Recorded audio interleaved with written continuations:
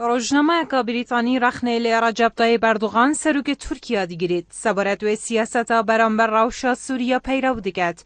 و به سیاست که خراب وصف دکت و کارودان خراب بناوا ترکیه هبویه.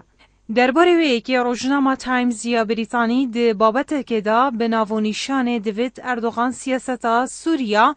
به واقعی ببینید بلاف گریه او پقینا روژه چرشنبیا بوری لعن قراری دای و به دهان کس کرنا قربانی دست به که آلوزین ترکیه در تخیط لوان آلوزی و تنتوتیجین انقره سبارت ولاتن هفته دست وردان دکت او جیوکو آماجه که بو سوریا. هر واسان روزنامه نافبرین وسیه لسال 2011 دا اردوغان را گهاند کو پیشبینی دکت سرهلدان خلک سوریا رژیم بشار اسد جناف ببن بله در کفت او پیشبینیه لجه خدا نبو. هفدم روزنامه بریتانی آماجه به ایکی جیگر بزاون اردوغانی بوشناف ورنا رژیم اسدی بو اگروی که ترکیه رای روکی بو اسلام تندرو بکد داکو بچنان اف آخا سوریا اوجی ددمه که دایک و روسیا بو پشتوانی کرنا دیمشق سپای خوروانه سوریا کریه.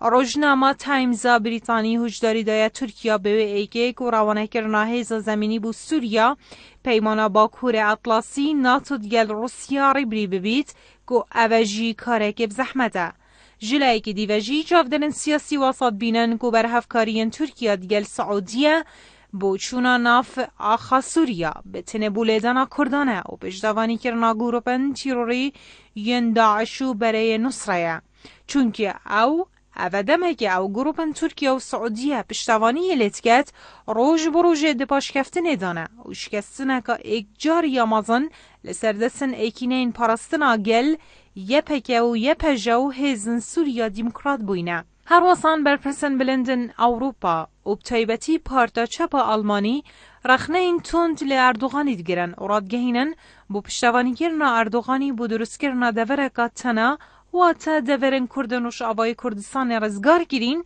و کو فشارکی لسر اوروپا حکومت انقره سنورن خو برای پنابران وکرن داکو برف اوروپا بچن حتی هاری کاریا وانجیت گر داکو اوروپا جوان خو لبرانبر کریارو سیاست خراب اردوغانی بگیرید. هر واسان سارا وانگ سروکا پارتا چپا آلمانی ده گوتاره که دا لپارلمان ولاتی اردوغان به تیروریست وصف گر.